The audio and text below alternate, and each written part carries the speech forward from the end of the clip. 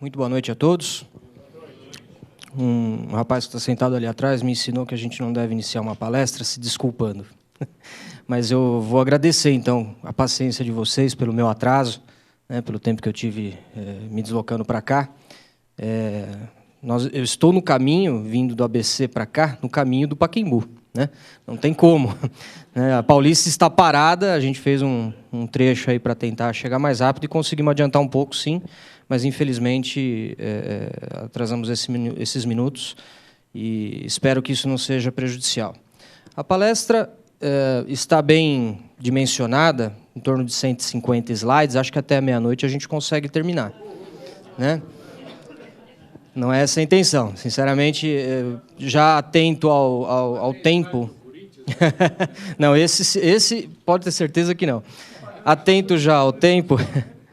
Atento ao tempo que já me pré-estabeleceram, de 40 minutos a 1 hora, eu tentei condensar essa apresentação dentro desse tempo, porque ela tem realmente uma abrangência muito maior. Né? E sabendo que estou falando aqui com profissionais que, assim como nós, advogados, têm que se submeter a uma formação, né? E a um exame para poder exercer a profissão, né? Eu tenho certeza, e nesse curso sei que vocês têm muito de direito também, né? No curso de formação do corretor de imóveis, eu sei que vocês têm muito contato com a matéria legislação.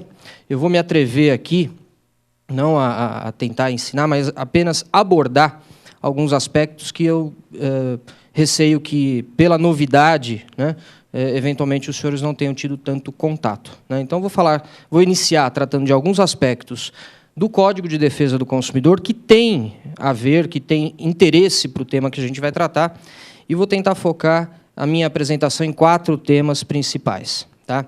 Como serão apresentados aqui logo na sequência. Antes de mais nada, antes de avançar, eu só queria deixar aqui para vocês um comentário e uma explicação, talvez seja mais correto dizer.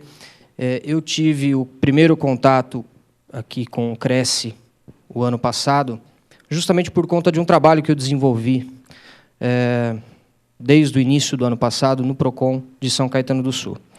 Eu dirigia o PROCON da cidade, o PROCON municipal de São Caetano do Sul, e como é notícia, vocês devem acompanhar, né, o índice que mais teve um aumento de número de reclamações em porcentagem no ano de 2010 e de 2011 vem sendo do mercado imobiliário. Tá? Vem sendo do mercado imobiliário.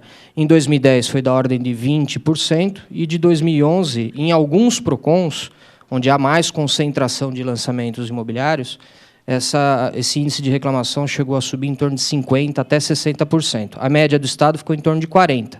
Mas em alguns municípios, como o ABC Paulista principalmente, o número de reclamações em relação ao ano anterior subiu mais de 50%. Então, o meu contato com o mercado imobiliário na defesa do consumidor se deu por conta dessa experiência. Né?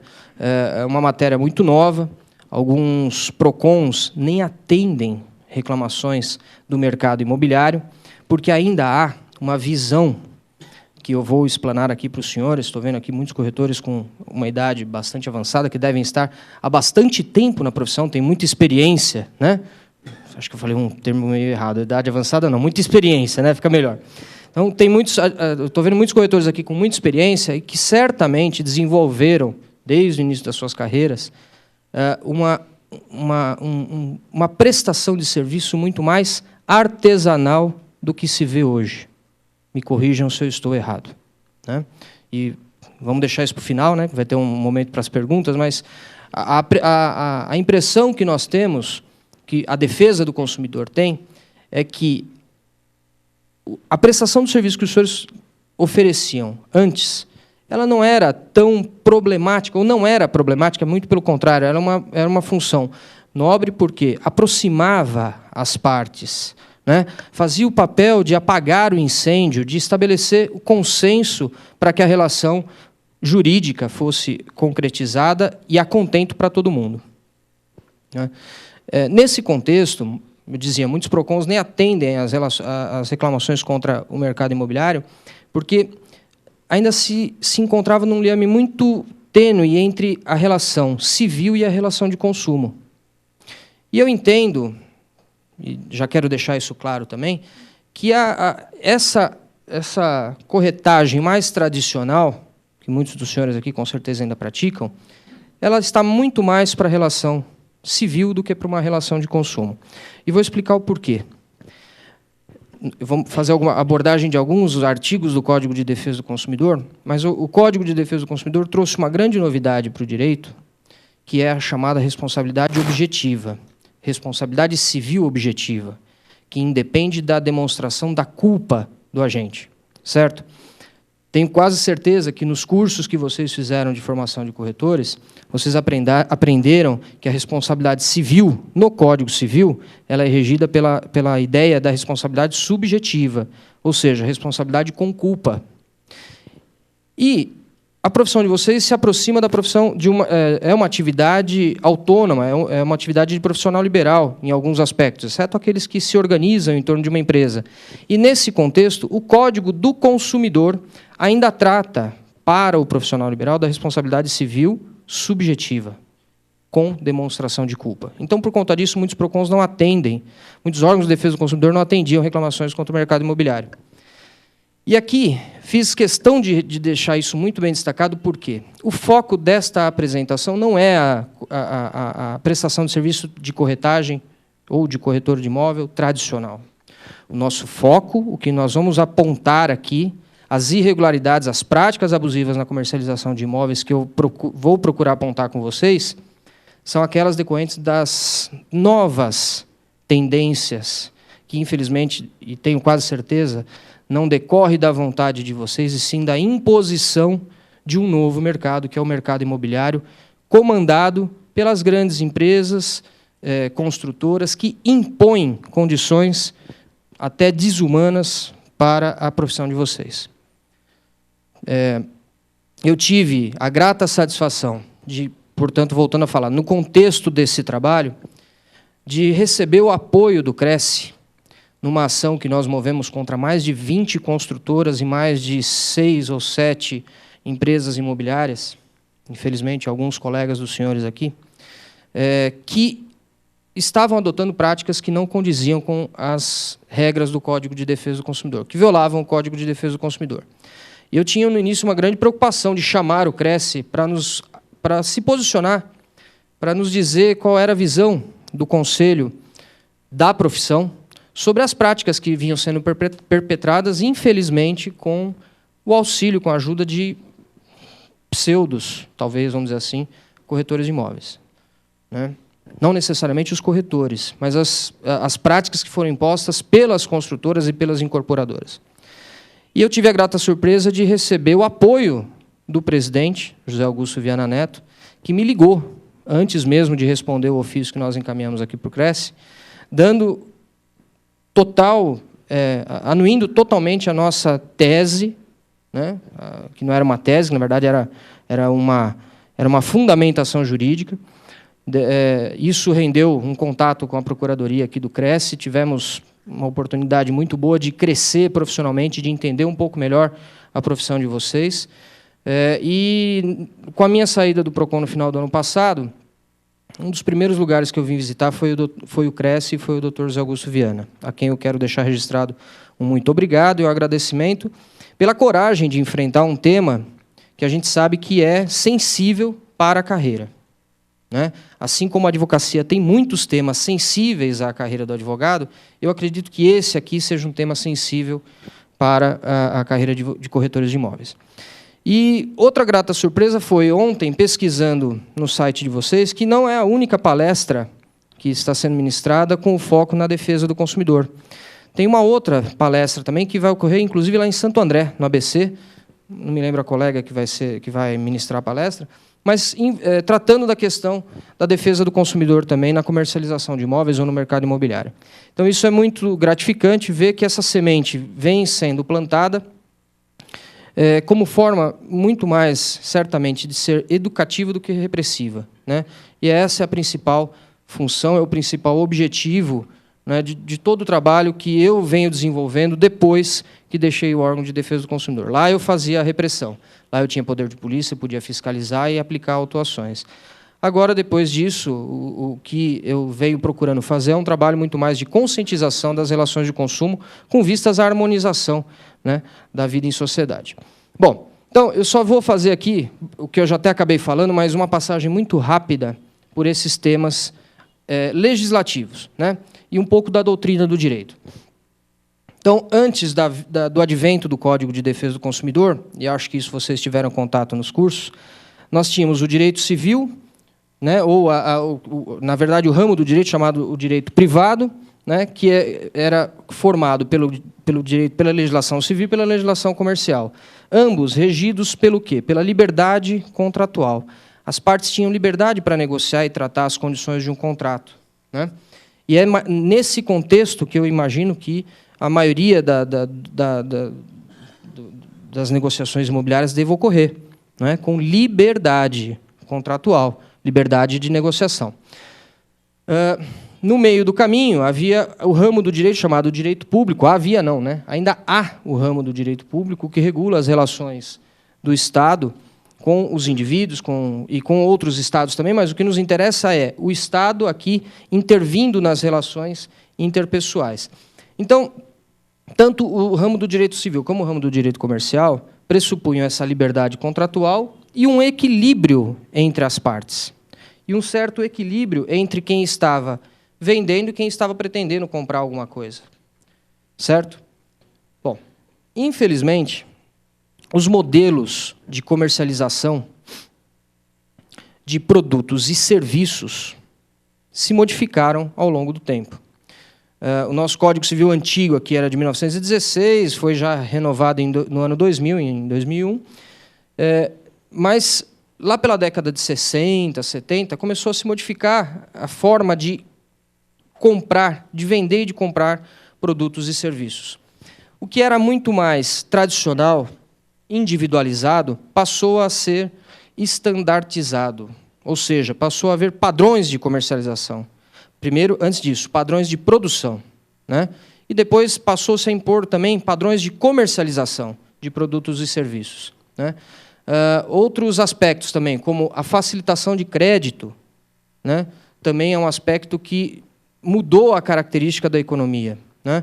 Padronização de contratos, né? Antigamente o contrato ele era dedilhado, lido na ponta do dedo, negociado, cláusulas, muda daqui, passa para lá, melhora ali, não quero essa condição, mas hoje, pela massificação da economia e pela massificação das relações de consumo, os contratos não são mais negociados, eles são padronizados, são os chamados contratos de adesão. Vamos guardar essa expressão, porque daqui a pouco nós vamos falar dela, né? E aí, mais aliado a isso, uma série de técnicas de marketing que incentivam a pessoa a achar que se ela não consumir, ela não é cidadã, ela não faz parte do Estado, não faz parte da sociedade, né? Levam à motivação por um consumo exacerbado e desnecessário, em muitos aspectos. Além disso, também a chamada globalização, não só a globalização da economia, né, que reflete em produtos e serviços globalizados. Os produtos que eram vendidos, comercializados no Brasil, tinham a sua característica, e os que vinham de fora também, né? Até pouco tempo atrás, antes da abertura da nossa economia, nós torcíamos para alguém ir lá para os Estados Unidos e trazer alguma coisa para nós de lá, porque tudo que vinha de lá era um pouco melhor, lembram-se disso, né? Hoje nós não temos mais tanto isso. O mesmo produto que é fabricado aqui no Brasil é vendido na Europa e vice-versa. E até a própria propaganda, né? Perdão, a propaganda não, a publicidade para a venda desse produto é a mesma. A gente está, de repente, vendo lá a publicidade de algum produto na televisão, se a gente for tentar fazer leitura labial, vai ver que o sujeito não está falando português. É só há uma tradução, né, para que se aproveite o filme publicitário feito na Europa e para vender o mesmo produto aqui no Brasil. Então, existe essa globalização de produtos e serviços. Mas, aliado a tudo isso, infelizmente, nós nos deparamos com uma questão que não evoluiu, que, ao contrário, diante dessas práticas, regrediu, que é a fragilidade dos princípios que a gente tinha na legislação para proteger as partes. E o direito civil e o direito comercial, eles eram conduzidos pelo princípio da liberdade contratual. Se há liberdade contratual, mas não há igualdade entre as partes, não há equilíbrio na relação jurídica estabelecida, o que a gente vai ter, certamente, o mais forte se sobrepondo à vontade do mais fraco. E nessa relação, quem era o mais fraco? Ou, numa relação de consumo, quem normalmente é o mais fraco? É o indivíduo que mora aqui no Brasil, que tem o seu salário, ou a empresa que tem sede na Europa e que tem filiais pelo mundo inteiro e também aqui no Brasil? Então, essa modificação das relações de consumo exigiam uma modificação também na nossa legislação, né? A Assembleia Geral da ONU, em 85, reconheceu essa fragilidade do consumidor e deu nome a ela. Disse que o consumidor ele é vulnerável numa relação de consumo, né? Essa Assembleia Geral reconheceu a vulnerabilidade do consumidor. Ou seja, ele tem fragilidades técnicas, econômicas, entre outras, que a gente vai explicar cada uma delas aqui, na hora de firmar um contrato, na hora de firmar um instrumento jurídico. Principalmente quando é um instrumento jurídico de consumo, né? E por conta disso, dessa declaração da Assembleia Geral da ONU, a Constituição Federal, no artigo 5º, reconheceu que era um direito fundamental do cidadão a defesa do consumidor, certo? Em contraponto, a nossa Constituição também reconheceu a liberdade de iniciativa para os fornecedores. Olha, eu, Estado, preciso exercitar, preciso realizar a defesa do consumidor. E você, fornecedor, empresa, pessoa jurídica, você que desenvolve atividade econômica, você tem livre iniciativa, mas observe o seguinte, tem alguns princípios que você precisa observar no desenvolvimento da sua atividade profissional e da sua atividade econômica. A principal delas, uma delas, né, mas para mim é a principal, que é a defesa do consumidor, né?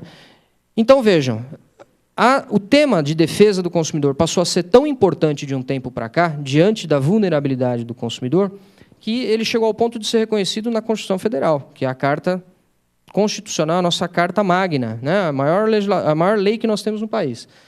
E ao ponto também de se determinar que, 120 dias após a promulgação da Constituição, fosse criado o Código de Defesa do Consumidor, que efetivamente demorou um pouquinho aí de tramitação. Em 1990 ele foi publicado, né, a Lei 8.078, passou a vigorar em 11 de março de 91, com algumas características muito importantes.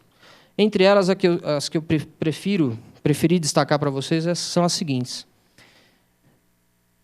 As normas ou os direitos assegurados no Código de Defesa do Consumidor são inderrogáveis pela vontade das partes. Vamos voltar um pouco na informação que eu dei há pouco tempo atrás. O direito civil dizia o quê? Existe liberdade contratual. Eu posso abrir mão de alguma coisa caso eu tenha vontade de abrir numa negociação. Por quê? Pressuposto de equilíbrio das partes. Então, eu podia abrir mão, né? O Código de Defesa do Consumidor, reconhecendo já o consumidor como um sujeito vulnerável numa relação comercial, numa relação de consumo, ele diz que alguns direitos deles são inderrogáveis, né? Por outro lado, as normas que compõem o Código de Defesa do Consumidor também são chamadas de normas cogentes. Por que cogentes? Porque estabelecem esse chamado dirigismo contratual. O que isso quer dizer? Algumas cláusulas de um contrato, mesmo que venham a ser inseridas no contrato, podem não ter nenhum valor. Por quê? Porque o Código diz, de forma impositiva, cogente, que, em certas circunstâncias, aquela norma é nula de pleno direito. Então, não há uma plena liberdade contratual numa relação de consumo. Por quê?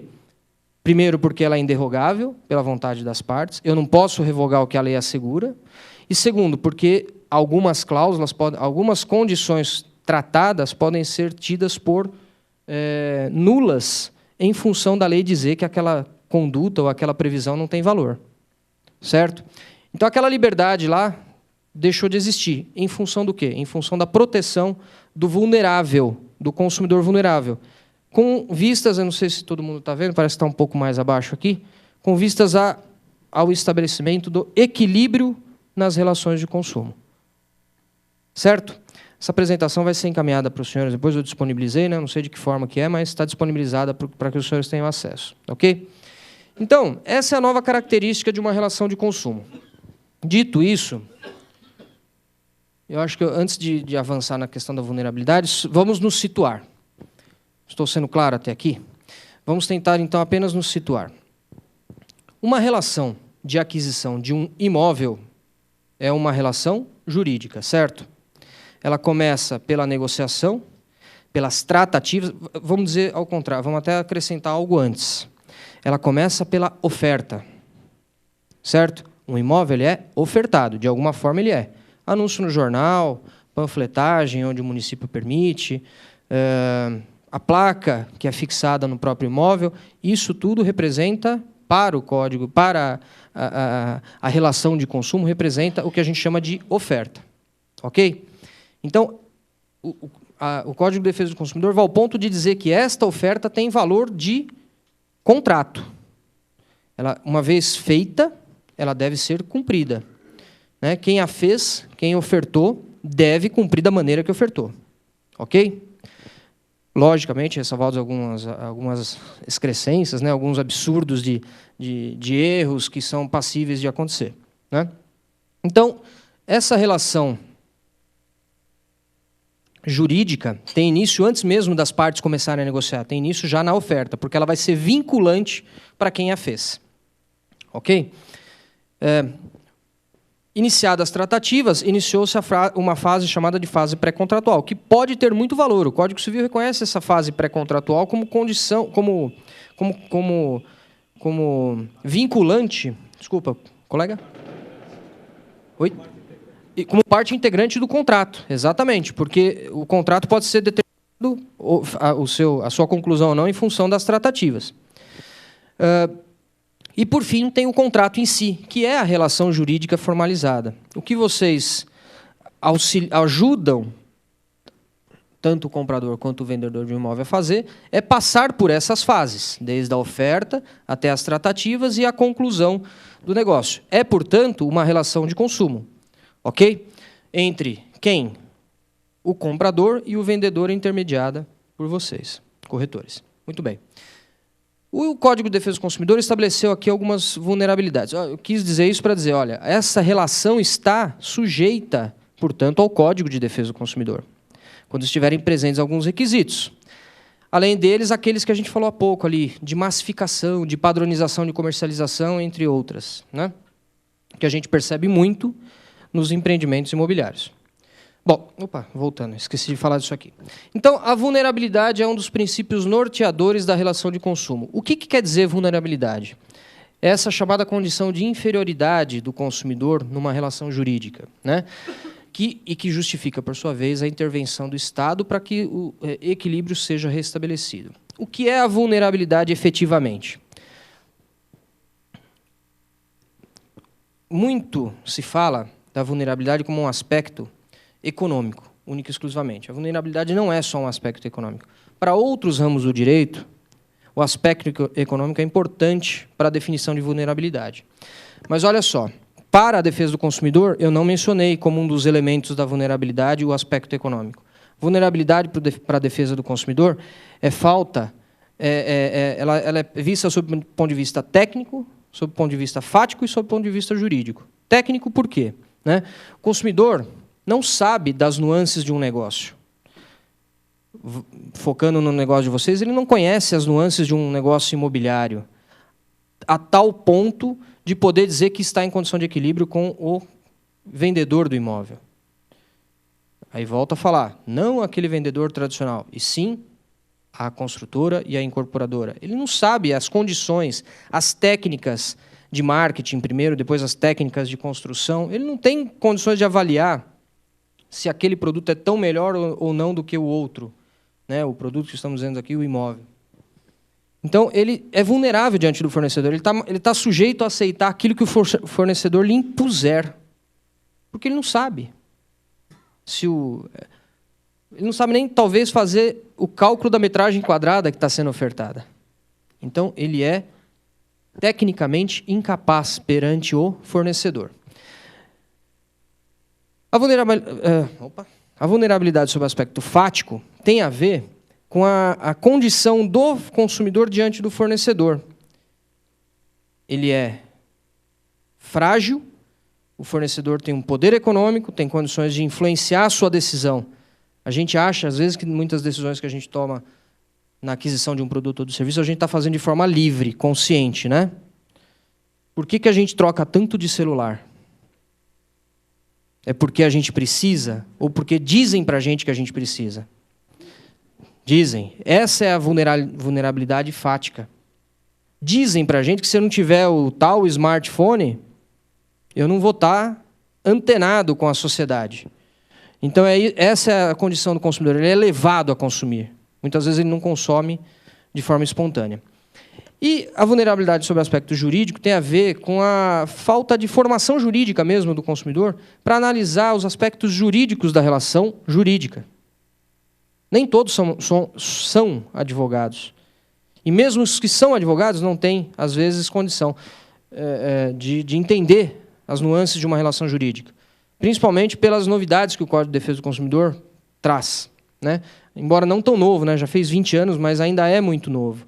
Tem faculdade que, infelizmente, ainda não tem essa cadeira nos seus currículos. Eu poderia dar mais aula, né? Se tivesse. Bom, outro princípio norteador. Vamos avançar aqui, porque senão a gente vai ficar muito nesse aspecto.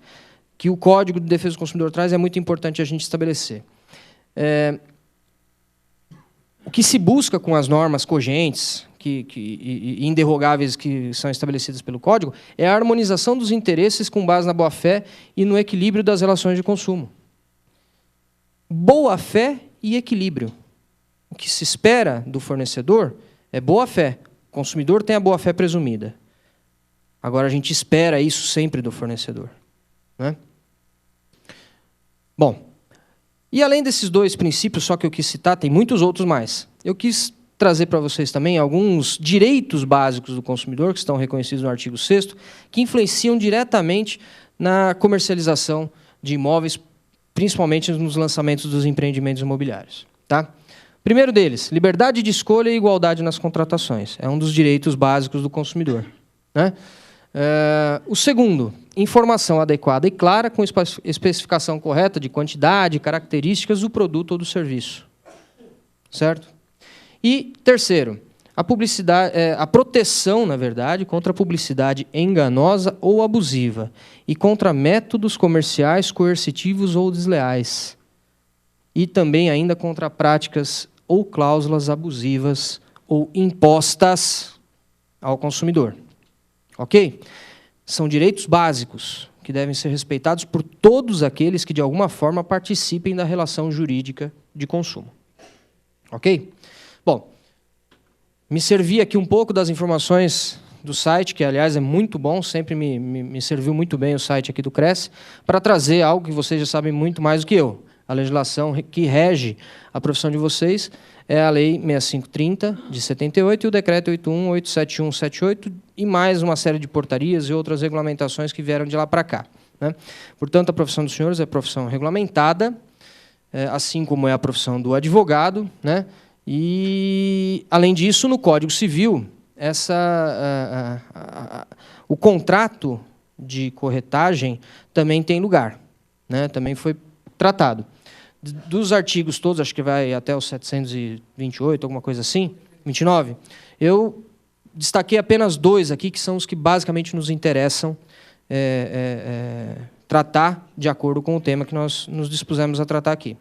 O artigo 722 diz que, pelo contrato, o corretor se obriga a obter para o seu contratante um ou mais negócios conforme as instruções recebidas, correto? O corretor recebe uma instrução para a comercialização ou para a aquisição do imóvel, né? Então, pressupõe um contrato, que é como a jurisprudência aqui, pelo menos do Tribunal de Justiça do Estado de São Paulo, exige a existência do contrato para assegurar a remuneração, e a remuneração será sempre devida uma vez que se tenha conseguido o resultado previsto no contrato. Qual contrato? Qual o contrato? Entre o corretor e a parte que o contratou. Correto? Não estou inventando nada, certo? Nem deturpando nenhuma informação. É essa a função ou esse objetivo desses dois artigos. Quis trazer isso para os senhores, porque eu tenho certeza que os que estão aqui têm muito mais conhecimento do que eu desse tipo de atividade, mas é importante ver como ela está sendo deturpada, e nós vamos tratar aqui, como ela está sendo deturpada pelos lançamentos, pelos empreendimentos imobiliários, pelos grandes empreendimentos imobiliários. Bom, então, o primeiro ponto, acabei avançando, né, falando da profissão e esqueci de apontar. O primeiro dos pontos que nós vamos tratar de práticas, práticas na comercialização de imóvel que pode ser considerada abusiva. Então, deixa eu fazer um meia-culpa aqui. Comissão de corretagem nunca vai ser uma prática abusiva. A cobrança da comissão de corretagem nunca vai ser uma prática abusiva na comercialização de imóvel. Nunca. Até porque é um direito dos senhores, por terem trabalhado. Assim como eu tenho direito aos meus honorários quando eu presto um serviço jurídico, e assim como os senhores, também subvalorizado, subestimado às vezes. Estou correto? Não é isso que eu estou dizendo aqui. Estou dizendo, o primeiro ponto que a gente vai tratar de prática, que pode ser considerada abusiva, é a comissão de corretagem. O outro será a taxa SAT, depois o atraso de entrega das obras e, por fim, uma questão relacionada à publicidade, muito prática e rápida, que é uma novidade que saiu por aqui. Bom, também me socorrendo aí do site dos senhores, eu encontrei essa informação, né, que existe para a comissão de corretagem uma tabela. Os senhores conhecem melhor do que eu. E para o ponto que nós estamos tratando, que é as vendas em empreendimentos imobiliários, existe uma tolerância que ela varia entre 4% e 6%, certo? Não estando inclusas despesas de promoção e publicidade em geral. Ok? Muito bom. Isso aqui é um norte para que os senhores, na hora de estabelecer com o contratante uma relação de prestação de serviços, indique qual será o percentual cobrado, né? Bom, agora, como é que uma prática que é lícita, que é legítima, pode se transfigurar numa prática abusiva na comercialização de um imóvel? Quando há, principalmente, a imposição do contratante para que essa comissão de corretagem seja transferida para aquele que não contratou os serviços. Correto? Por que eu estou dizendo isso? Nesse avanço de reclamações que os órgãos de defesa do consumidor passaram a receber, e posso afirmar para os senhores, praticamente 100% delas decorrentes de empreendimentos imobiliários e não da corretagem tradicional, o que se percebia era a transmissão da obrigação, que se percebe é a transmissão da obrigação de suportar a comissão imobiliária para o consumidor.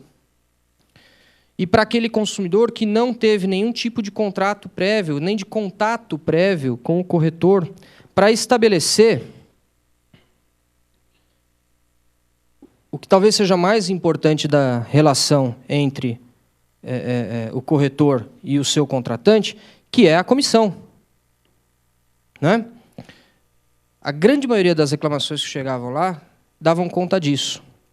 O consumidor só percebia que tinha pago a comissão do corretor, sem ter negociado com ele nenhum valor, quando ele assinava o compromisso de compra e venda.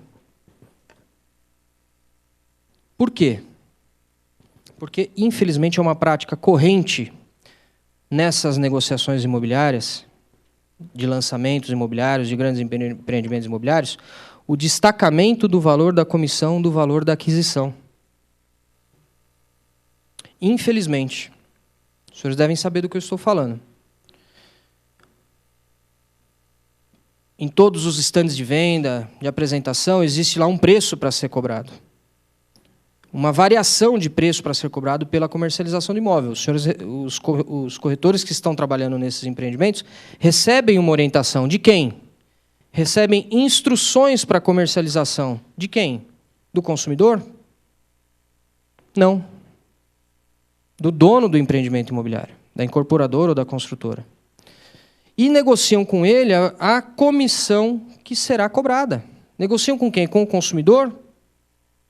Não, com o fornecedor. Mas só sabe que o consumidor vai saber que pagou a comissão quando? Quando ele assina o contrato e vê que ele negociou o imóvel por R$250 mil, mas o compromisso de compra e venda só tem o valor de 230, hipoteticamente, vamos dizer.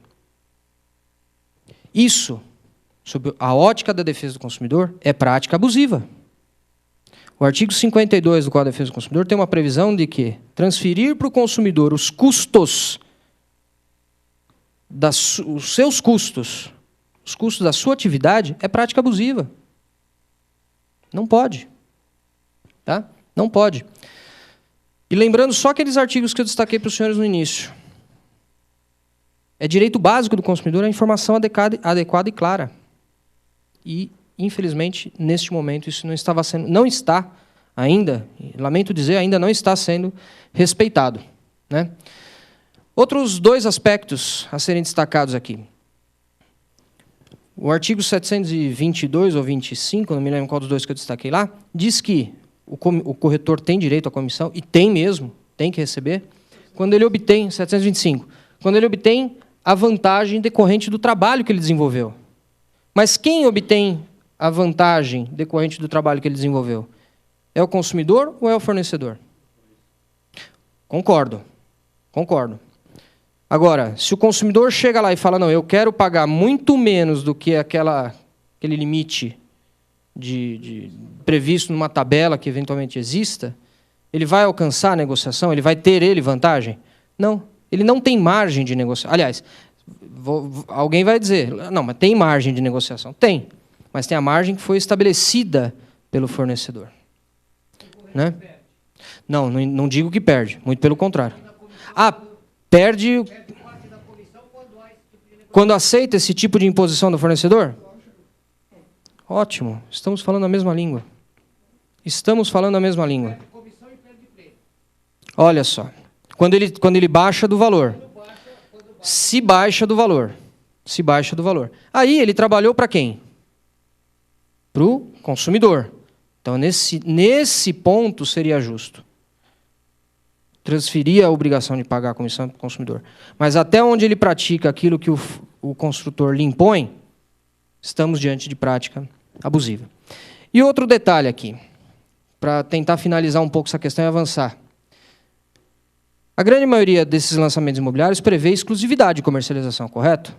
Eu não tenho opção, eu, consumidor, de contratar um dos senhores aqui, e levar lá para negociar. Não, tenho, mas vou pagar 2 vezes a comissão. E já vi isso de monte. Bom, o que nós vimos de reclamação era o quê? Se eu levasse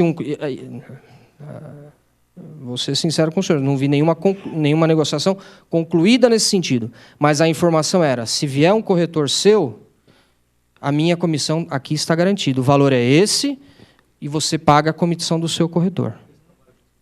Tá? A gente ouvia muito esse tipo de reclamação. Como eu disse, eu nunca vi 2 recibos. Um pago para o corretor que o consumidor levou e outro pago para o corretor que estava lá no lançamento. Mas havia essa reclamação dos consumidores, de que havia essa imposição. Uma das justificativas das incorporadoras e construtoras é, olha, eles investem, então eles têm direito... Não tem problema, vocês têm todo o direito de estabelecer exclusividade. A construtora tem todo o direito de estabelecer exclusividade em favor de um corretor. Para o consumidor isso é irrelevante. Mas, nesse sentido, foi você que negociou a comissão de corretagem com ele. Foi você que estabeleceu as instruções para a comercialização do imóvel. Então, quem deve suportar a comissão, quem é? É quem o contrata. Eu não vou ser aqui utópico e dizer para os senhores e imaginar que essa comissão nunca estaria embutida dentro do preço da comercialização do imóvel. O que está errado é que isso seja destacado do valor do imóvel, como eu mencionei aqui para os senhores, porque isso tem outros reflexos. Além dessa prática abusiva para a relação de consumo, isso tem outros reflexos. Não somente isso. Né? Não somente isso.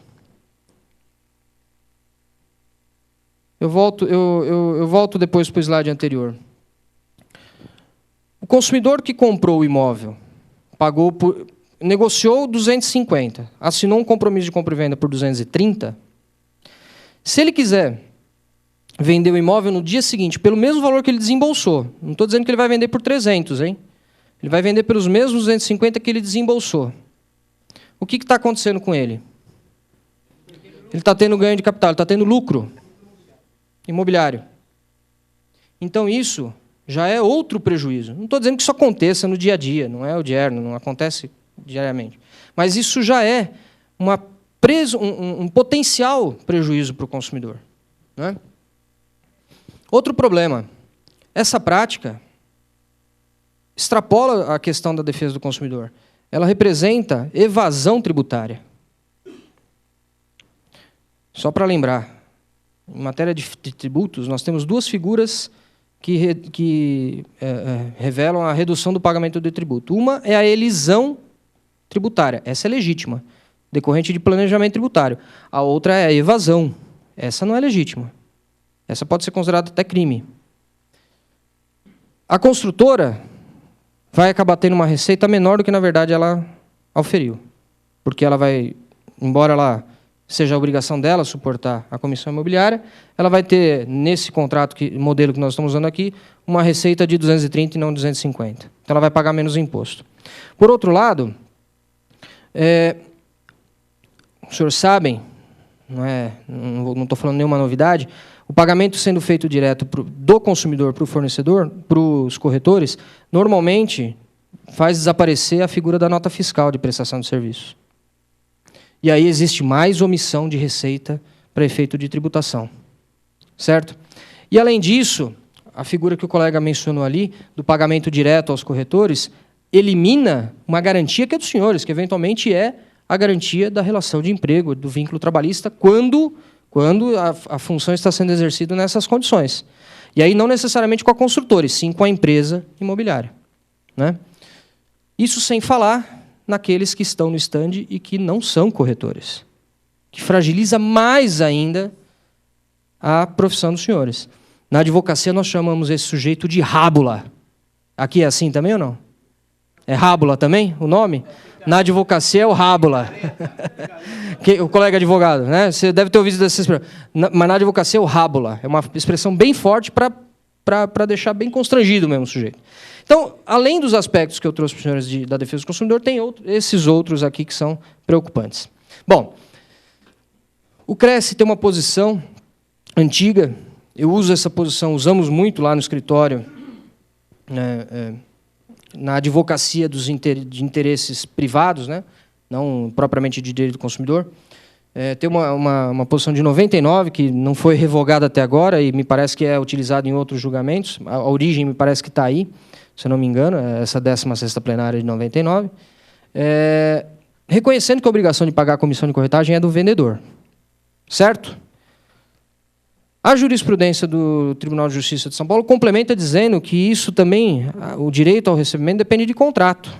Então, se o consumidor não firmou contrato nenhum com o corretor, não teria obrigação de pagar.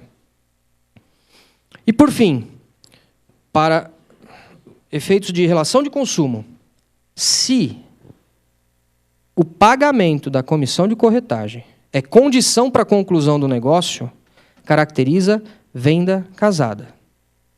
Prática abusiva. Por que venda casada? Porque está sendo condicionada a comercialização de um produto, ou de um serviço, no caso aqui o produto que é o imóvel, à aquisição de um outro serviço, que é o serviço de corretagem. Tá? Isso quando é destacado. Isso quando é destacado. Isso quando é destacado. Correto. Exatamente. É nesse contexto que eu estou dizendo. Quando é destacado. E, normalmente, porque isso é feito de que forma, gente? Uma outra figura que caracteriza a prática abusiva. Prevalecendo-se da fraqueza ou da ignorância do consumidor. Ou seja, prevalecendo-se da sua vulnerabilidade. Ele não sabe que é assim. Ele acaba aceitando. Exatamente. Né? E isso levando ao alcance de uma vantagem excessiva é prática abusiva. Volto a falar. Pelo amor de Deus. Não é só o medo de apanhar na saída. É o meu entendimento. A vantagem excessiva não é dos senhores. Os senhores estão trabalhando e recebendo a comissão que é devida pelo trabalho. A vantagem excessiva é de quem deveria pagar, que é o fornecedor, e não o consumidor.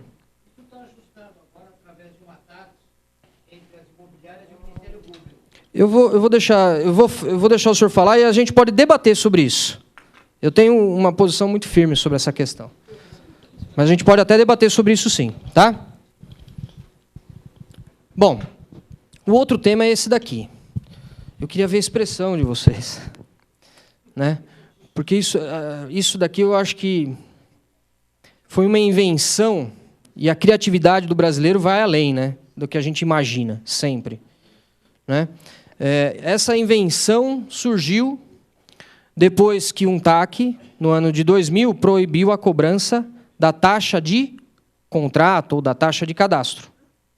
Certo? O colega lembrou do TAC ali. Então, essa taxa SAT, ou esse novo serviço, chamado de taxa, como se fosse obrigatório, né, surgiu quando o Secov, se eu não me engano, foi lá e assumiu um compromisso com o Ministério Público de São Paulo de não cobrar mais as taxas de contrato. O que é um absurdo. Vamos falar uma palavra única, poucas palavras sobre a taxa de contrato. Já era um absurdo, porque já era contrato de adesão. Para que cobrar a confecção de um contrato que já está pronto? E outra, isso é ônus do fornecedor. É no interesse dele. Né? Não tem nada que transferir para o consumidor esse custo. Faz parte do seu custo. Ele que coloque na sua planilha. E depois, em cima dessa planilha de custo, estabeleça a sua margem de lucro. Mas não queira transferir isso integralmente para o consumidor. Porque o peso é completamente diferente. Bom, para suplantar, para tampar o buraco da taxa de contrato que foi proibida, a criatividade do brasileiro criou o serviço de assessoramento técnico imobiliário. Legítimo, lícito, serviço em si, legítimo. Não realiza ou não concretiza nenhuma atividade ilícita, muito pelo contrário. E apenas um aspecto que eu vou mencionar aqui, já para os senhores, mas não é uma atividade ilícita. Não é. Né? Mas, como um serviço, depende de orçamento prévio, conforme previsão do artigo 40 do Código de Defesa do Consumidor. Depende de orçamento prévio e não está sujeito à regulamentação da profissão dos senhores. Correto? Então, se é desenvolvido, inclusive, em conjunto com a atividade dos senhores, pode ter uma conotação dupla. Bom, o que normalmente é oferecido por esse serviço? Né? A análise, aí eu vou fazer agora alguns comentários do que as empresas diziam e demonstravam que ofereciam para o consumidor. Ofereciam, na verdade, depois de que o valor já era pago. Porque num documento que não sei se os senhores já viram, devem ter visto aqui, acredito que sim, o documento de proposta lá, né, onde é lançada a forma de pagamento e tal, e onde se mencionam os cheques que são entregues, em torno de 13 a 16 cheques, né, o consumidor tem que fazer na hora de comprar um imóvel num lançamento imobiliário. Quantos? Tem até 20 ou 30? Nossa Senhora. No Minha Casa Minha Vida eu já vi disso aí também. Desculpa, eu ia falar o nome de uma empresa que eu vou me reservar, tomar o cuidado. Tem alguém me policiando lá para não deixar eu falar. Porque não é o correto, né? Não estamos aqui para acusar ninguém. Bom, então, o que as empresas depois acabavam demonstrando, depois que já estava pago, que sem orçamento, sem nada do tipo, e há uma justificativa para não ter orçamento, eu vou falar para os senhores, é que o primeiro objeto desse serviço era a análise de compatibilidade da situação econômica e financeira do contratante face ao negócio imobiliário pretendido. O que é isso? Vamos resumir. É saber se o consumidor tem condição de pagar o valor. Certo? De quem é esse interesse? É do consumidor? Então, quem paga?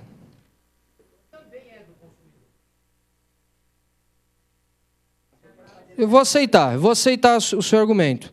E depois vou pedir para o senhor explicar. Tá? Mas, no primeiro momento, é do fornecedor. Porque ele precisa saber para quem ele está vendendo. Certo? Muito bem. Outra coisa. Normalmente, esse serviço é contratado para reunião de documentação imobiliária. Essas duas normas, dizem que é obrigação do vendedor disponibilizar essa documentação imobiliária para o comprador. Então, até aqui, no meu modo de ver, para quê, de novo, esse serviço? Terceiro, ele serve para encaminhamento ao incorporador, ao vendedor, ao construtor, né, das solicitações do contratante relativas ao negócio. Ué, não é isso que o senhor faz? Corretor? E cobra a comissão de corretagem por isso? Outra, elaboração de cláusulas contratuais de interesse do comprador não constantes do instrumento particular de compra e venda, bem como diligenciamento junto ao incorporador ou vendedor para obter a respectiva aprovação e inserção dessas cláusulas no contrato. Como o contrato de compra e venda de empreendimento imobiliário é de adesão. Ouse mexer em alguma daquelas cláusulas. Então, novamente, pergunto, para que esse serviço? Bom, o acompanhamento do comprador quando a assinatura do contrato, seja no stand de vendas onde ele se indicar, até aí tudo bem. Talvez o consumidor precise de alguém para lhe dar a segurança do que ele está fazendo. Certo? E vou deixar essa afirmação. Talvez o consumidor precise. Por fim, esclarecimento dos aspectos negociais sob o ponto de vista jurídico. Aí vem um problema. Aqui vem um problema. A OAB, trouxe aqui alguns apontamentos para os senhores, é regida, a nossa profissão, assim como a dos senhores, é regida por uma lei também. E o Estatuto da Advocacia, que é a Lei 8.906, diz que são atividades privativas da advocacia, a postulação a qualquer órgão... Deixa eu ver aqui. As atividades de consultoria, assessoria e direções jurídicas. Privativa de advogado. Então, isso aqui seria uma atividade privativa de advogado, que os senhores desenvolvem muito bem, pela prática. Conhecem muito melhor contrato imobiliário do que muito advogado. Correto? Quero aqui render essas homenagens. Tenho certeza, e já me socorri de corretores, quando era mais jovem, que não tinha experiência no mercado imobiliário, para entender algumas situações, porque os senhores conhecem na prática muito melhor do que muito advogado. Mas isso é inerente à função de vocês.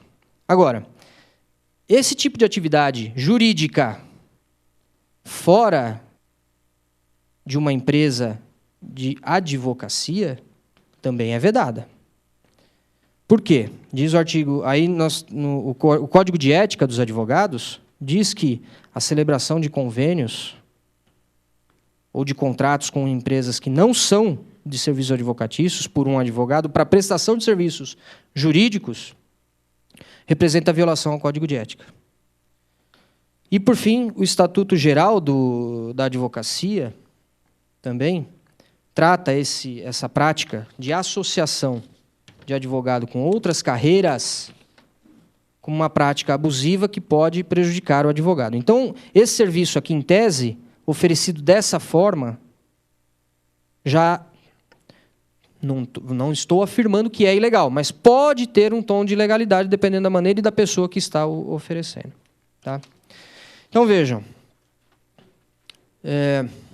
Diante de tudo isso, além de tudo isso, nós temos as seguintes questões. Vou começar de baixo para cima de novo. Muitas das atividades que nós vimos ali são inerentes à profissão de corretores de imóveis. E essa é a posição do Cresce. Certo? Além disso, existe um problema seríssimo, que pouquíssima gente se ateve a isso. Esses serviços todos têm um valor unânime de cobrança. É esse valor. Às vezes um pouco mais, às vezes um pouco menos. Mas é esse valor. Isso é cartel. Pode esperar um pouquinho. Isso pode caracterizar cartel. Pode explicar melhor isso? Cartel? O valor. É o cartel que o senhor quer que eu explique? O que é cartel? Então vamos começar explicando assim. O corretor de imóvel tem lá, por ser uma profissão regulamentada, e por ter uma portaria, acho que é uma portaria que estabelece o valor que vocês podem cobrar de comissão, vocês podem praticar o mesmo valor de comissão que não tem problema nenhum. É legítimo. Essa atividade, esse tipo de serviço, não é regulamentado. Então, qual é o princípio que rege prestação de serviço? Da liberdade. Eu dou o preço que eu quero, eu cobro o preço que eu quero. Agora, o que nós observamos na prática é que existe um ajuste de conduta entre as várias empresas que oferecem o serviço de assessoramento técnico imobiliário, talvez, não vou afirmar, mas talvez imposto pelas incorporadoras e pelas construtoras, que estabelece esse valor máximo e que é quase idêntico àquela taxa de contrato que foi suprimida lá atrás, pelo TAC. Então, gente, com todas essas características, volto a dizer, é um serviço que pode ser legítimo, mas quando não há prestação de serviço efetiva para o consumidor, qualquer cobrança que decorra disso é considerada cobrança indevida e deveria ser devolvida em dobro para o consumidor. Eu estava passando por uma informação muito importante aqui. Esse serviço, é a segunda previsão ali, segunda linha dos meus comentários. Ele tem que ser facultativo. Não pode ser imposto ao consumidor. E é. Infelizmente é imposto. Sabe por quê? Não estou contando história que eu ouvi. Eu fui constatar na prática isso. Não estava nem comprando imóvel, mas fui constatar. Porque as denúncias eram tantas lá no Procon de São Caetano que eu achei que eu devia constatar, antes de abrir o processo que eu abri. E sabe o que eu ouvi? É uma taxa obrigatória que o sindicato manda cobrar. Não, é uma taxa obrigatória que você tem que pagar? Você sabe, você não precisa pagar mais a taxa de contrato, mas essa você precisa pagar. Era qualquer coisa para justificar, para tentar justificar algo que é injustificável.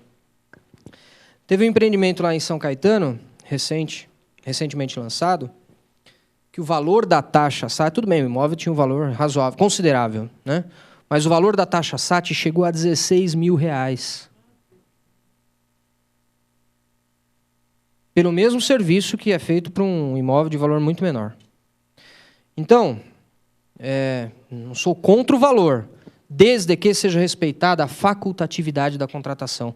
Eu sou advogado, eu não preciso de nada disso que está sendo oferecido nesse serviço. Eu não posso ser obrigado a contratar. E sabe quem me ligou? Achando um absurdo e pedindo para que eu tomasse alguma providência, quando também foi num empreendimento, neste empreendimento, que era R$16 mil, o valor da taxa SAT, o promotor de justiça de São Bernardo do Campo, de defesa do consumidor, que se interessou por um imóvel, foi ver o que era, e disse que achou um absurdo, que foi dito que era obrigatório, ele se apresentou, se identificou, e me perdoem, eu não posso fugir da verdade. O corretor que estava cobrando o valor da taxa SAT dele, falou, olha, se o senhor não pagar, eu vou ter descontado isso da minha comissão. E outra coisa, foi bom o senhor ter falado do prêmio. O prêmio, o que justifica transferir o prêmio para o consumidor? Prêmio, eu não coloquei nas apresentações aqui. O que justifica transferir? O prêmio vocês têm direito totalmente a ele, não tem problema nenhum de ter prêmio. Mas o prêmio normalmente é pago por quê? Porque você conseguiu ficar mais próximo do valor ideal que o vendedor lhe impôs. Por que passar isso para o consumidor? Todo contrato que tinha taxa SAT tinha cobrança de prêmio. Todo que chegou ao Procon de São Caetano. Isso é vergonhoso. Bom, aí então eu acho que eu cheguei num ponto aqui que nem eu sabia que existia essa divergência interna. Mas eu estou colocando... Não, assim, quem cobra certamente no final é alguma... E detalhe, não necessariamente imobiliária. Eu conheço imobiliárias que se desmembraram em duas empresas distintas, uma para fazer a corretagem legítima e a outra empresa do mesmo, com os mesmos sócios, com o mesmo representante, todo mundo, tudo igual, para fazer o serviço de assessoramento técnico imobiliário e cobrar também a taxa SAT. E para justificar que, né, são duas empresas. Bom, então, o que eu queria deixar claro aqui, não há problema nenhum em cobrar. Pode cobrar.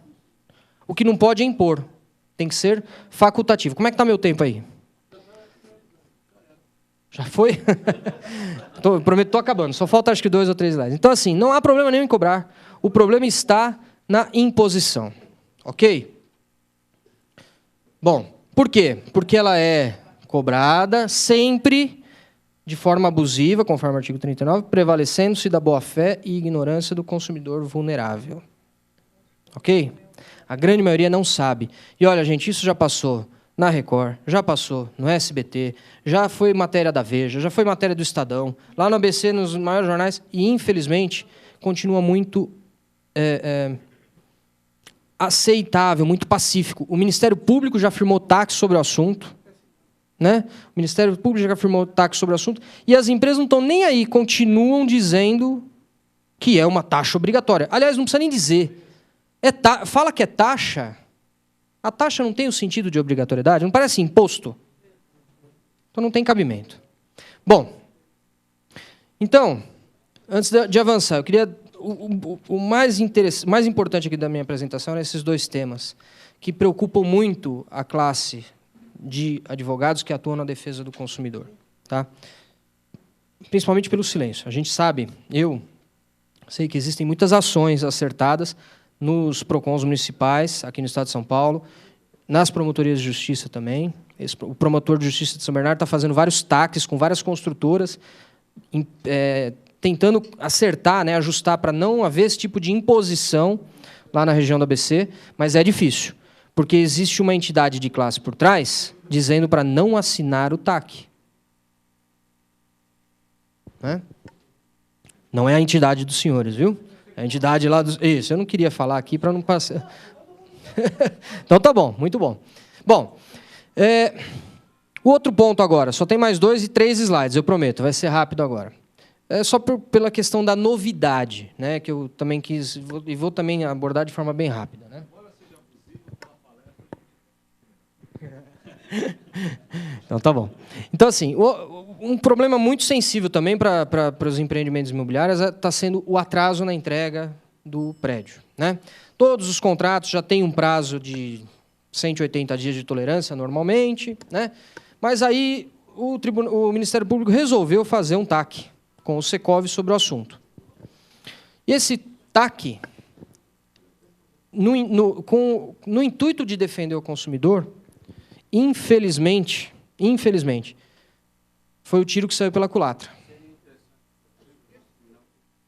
Ah, TAC, desculpa, se eu não estou me fazendo entender.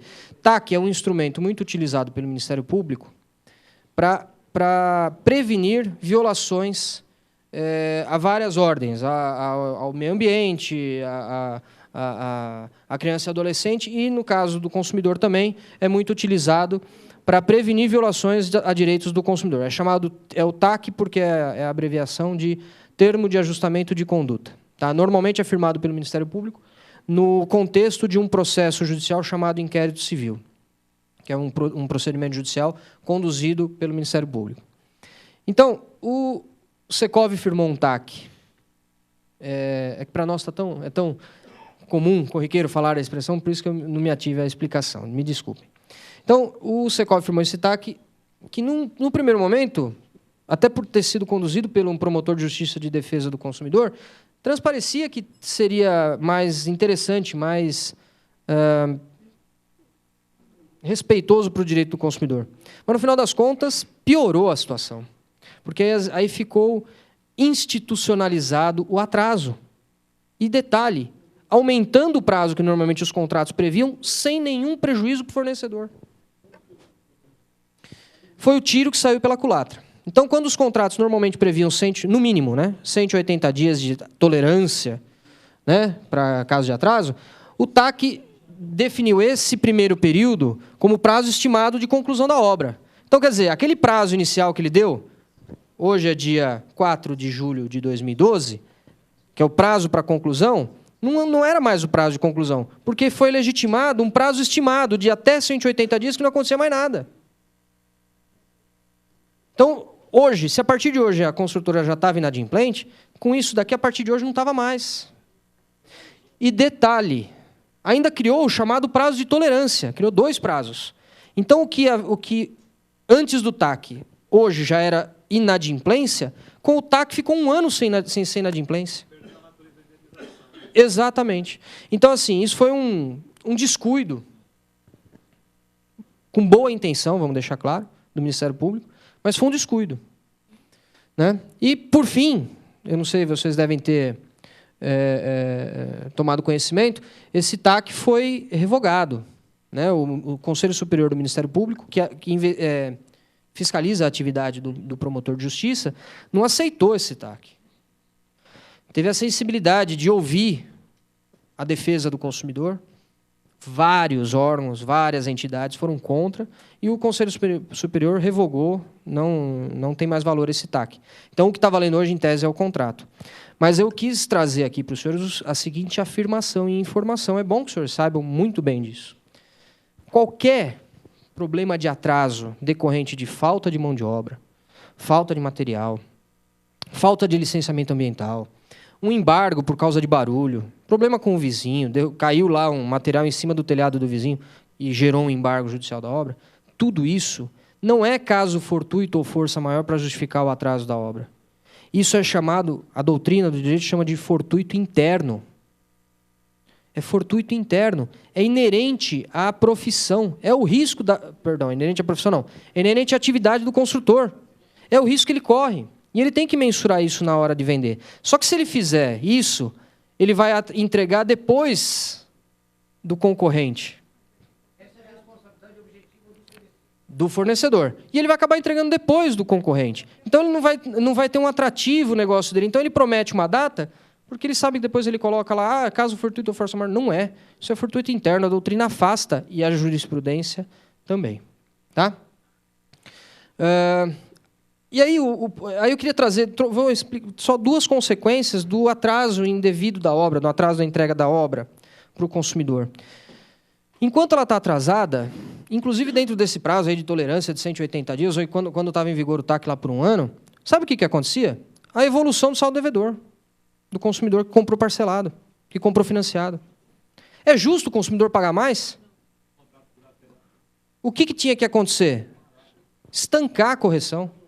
Não tem cabimento.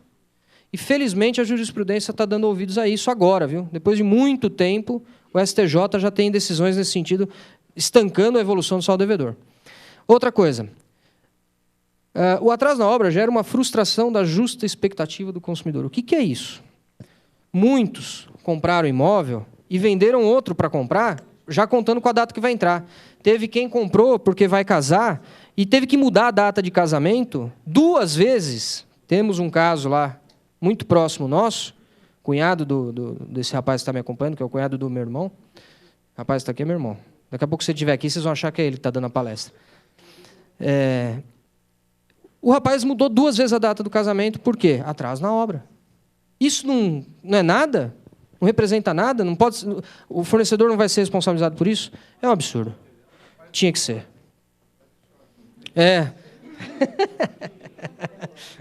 Demorou um pouquinho mais, né? Bom, então... são as consequências que eu queria deixar aqui e trazer para vocês do atraso na obra. Tem que haver reparação desses danos, por ter frustrado a expectativa do consumidor. E o último ponto tem a ver com a publicidade envolvendo o programa Minha Casa Minha Vida. Não sei se os senhores já tiveram a oportunidade de trabalhar com isso, mas muitas empresas, infelizmente, e duas delas em particular, que nem autorização tinham para usar o logotipo do programa, ofereciam as condições para o consumidor.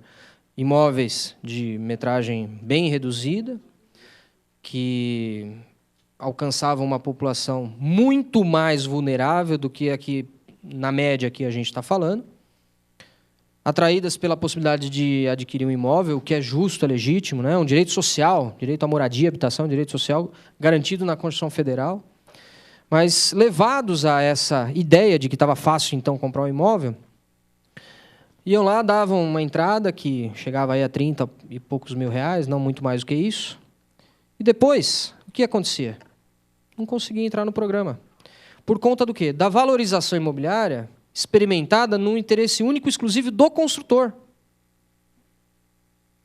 Aí o imóvel não cabia mais no programa social. E o sujeito, então, não tinha outra opção senão rescindir o contrato. O que essas 2 empresas em particular estavam fazendo com muita frequência era o quê? É problema teu, você não consegue. Então vamos rescindir o contrato, vou reter um monte de taxa aqui nessa entrada que você me pagou e vou devolver para você lá em tantas quantas vezes você me pagou essa entrada aqui de no máximo R$30 mil. Aí o que acontecia? O consumidor vulnerável ficava frustrado, puxa vida, não consegui comprar minha casa, morrendo de vergonha do que ele ia falar lá para a família dele, né? Poxa, fez festa porque comprou a casa própria, depois como é que vai fazer a festa porque perdeu? Aí ele ia embora. Felizmente, estou trazendo isso para vocês para dizer o quê? Essa é a primeira decisão que se tem notícia, mas muitas decisões já estão vindo depois disso, esse ano.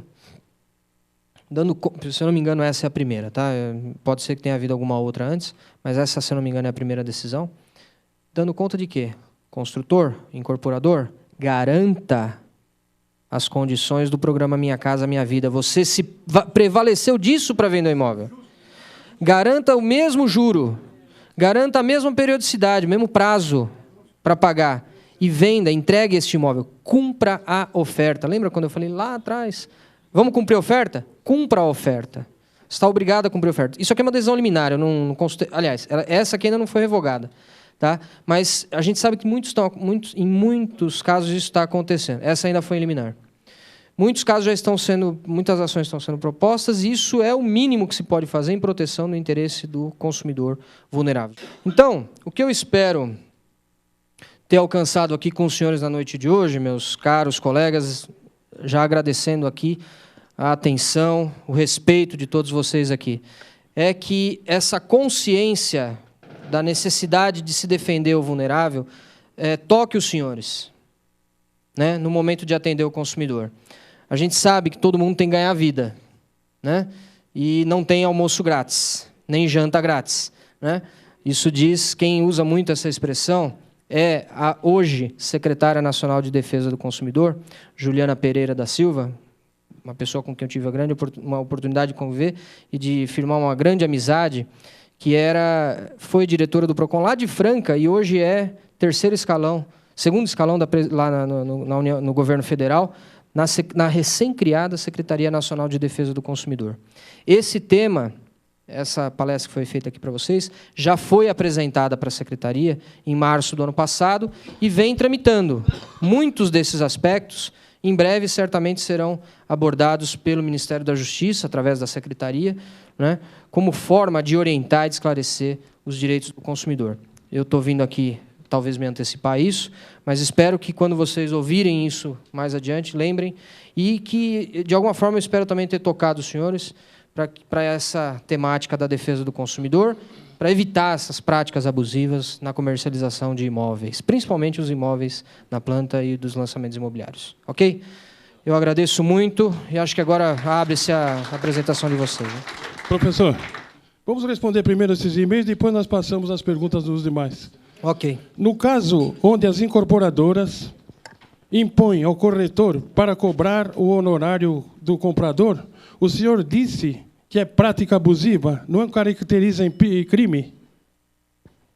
Desculpa, quando a construtora impõe para imobiliária, é isso? Não, no caso onde as incorporadoras impõem ao corretor para cobrar os honorários do comprador, o senhor disse que é prática abusiva, não caracteriza crime?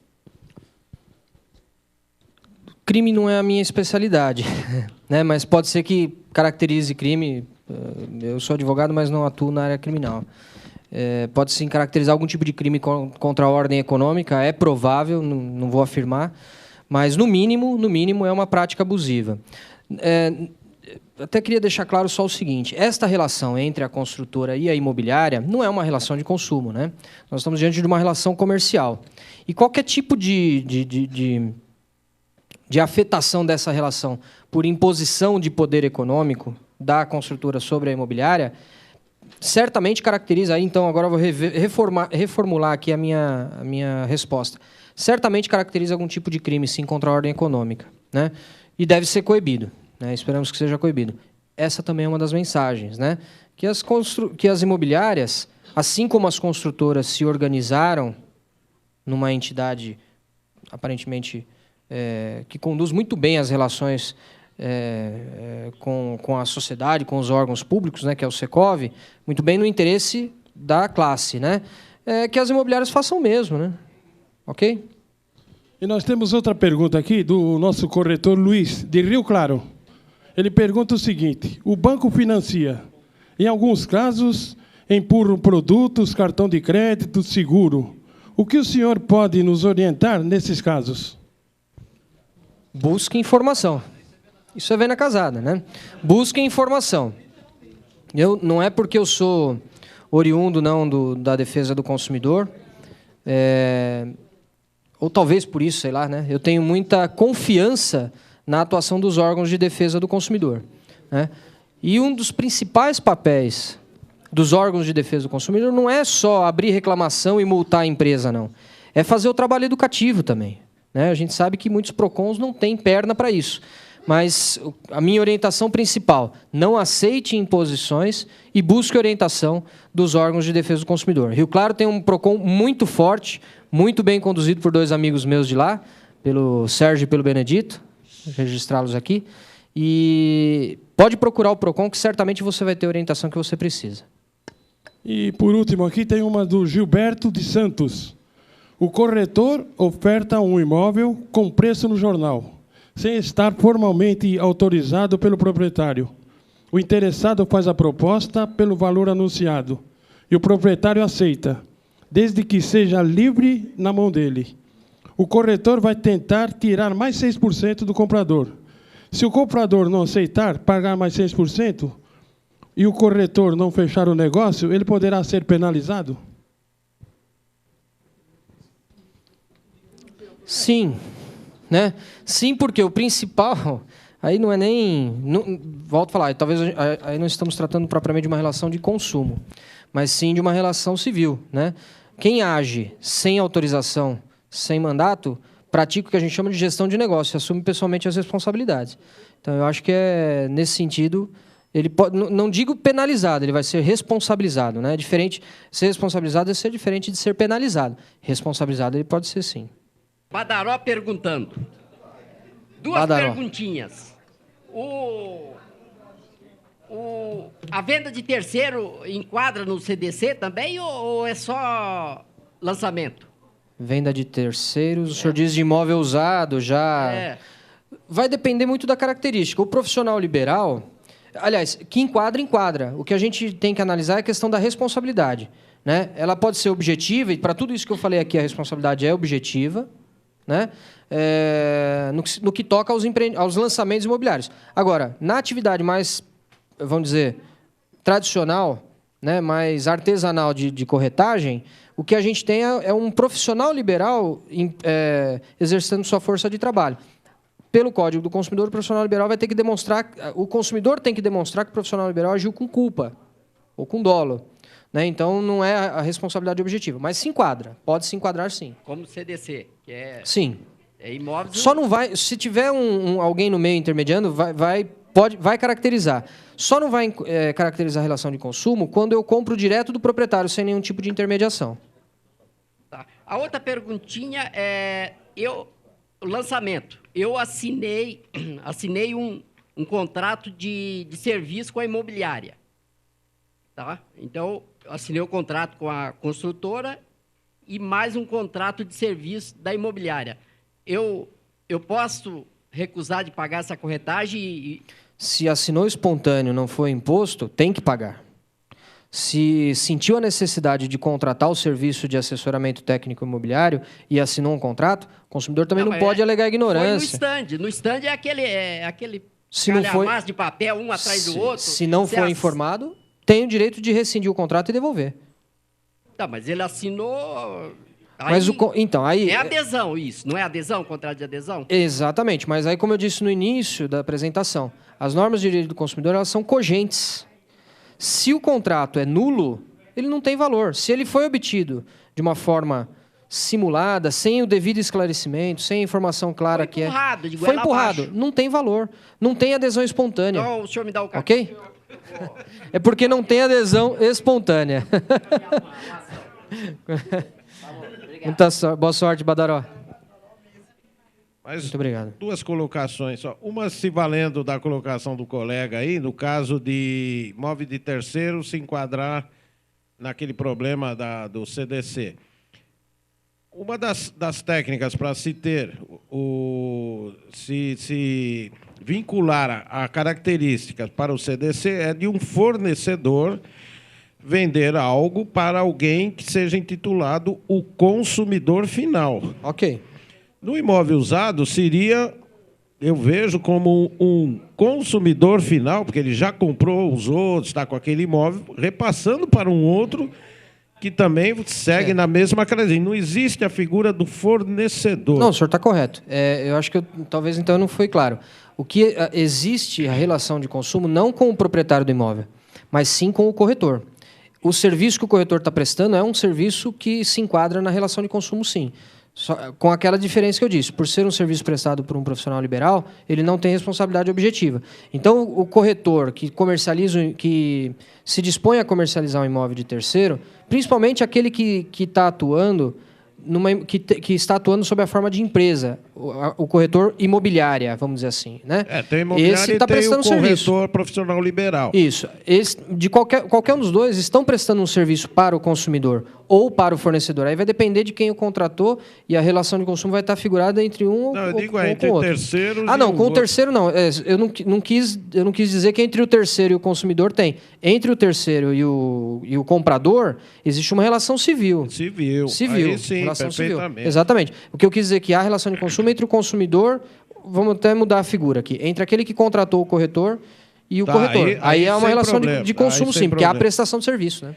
Eu gostaria, inclusive, aqui de vincular, que seria uma outra colocação, a parte que o senhor explanou aqui no final, na parte da entrega dos empreendimentos e que extrapola o prazo de entrega. Eu acho que existe aí, em questões de legislação, em questões de acompanhamento, apenas um foco ao final da contratação, na entrega.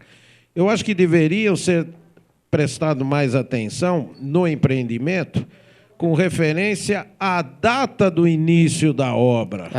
O início da execução da obra, né? Exatamente, porque isso tudo começando num tempo certo vai evitar extrapolar lá na frente. Então, na hora da contratação, que ficasse estipulado em um contrato, o empreendimento, a construtora se responsabiliza em começar as obras do empreendimento em tal data, não o cumprindo, 30 a 60 dias, já começa a pagar a primeira multa em favor do consumidor, do comprador. Aí a coisa vai começar a andar mais corretamente, evitando extrapolar lá na outra ponta. Ótima visão. Porque... Nós já participei de um debate no âmbito dos órgãos de defesa do consumidor, onde se tratava do quê? Da presunção. Presumia-se que, pelo avanço da obra, nunca que ia se concluir. Então, seria legítimo, de certa forma, que o consumidor exigisse a rescisão do contrato já antes. Porque se tem lá 20 andares, a um mês do prazo de entrega está chegando no 20º, mas ainda falta todo o acabamento, não vai cumprir em 6 meses. Então, seria justo, até mesmo antes de extrapolar o prazo, o direito de rescisão do contrato para que o consumidor fosse buscar um outro empreendimento que atendesse a sua expectativa. Ou já começasse a pagar as multas lá no início do contrato, porque já não está cumprindo o cronograma de construção, o que não vai dar tempo lá, não precisa chegar no último dia para falar, olha, não fez. A construtora, quando tem cronograma de obra para prestar conta para o agente financeiro, ele cumpre, né? Quando não tem agente financeiro para construir... Exatamente. Então, ali tem multa, exatamente. Então, assim, pode falar. Se não chega naquele determinado ponto, o agente não libera a verba, aí atrapalha a obra. Mas aí ele tem preocupação, com o consumidor não, ele que espere, né? Então, esse é o absurdo, né? Eu concordo. Vou registrar essa sua sugestão de forma a tentar encaminhar para onde for possível. Por exemplo, o Ministério Público podia muito bem fazer um TAC nesse sentido. Isso seria muito mais protetivo do que garantir tolerância. Exatamente. Né? Fica aqui a sugestão. Né? Um abraço. Obrigado. Muito obrigado. Muito obrigado, senhor. É isso.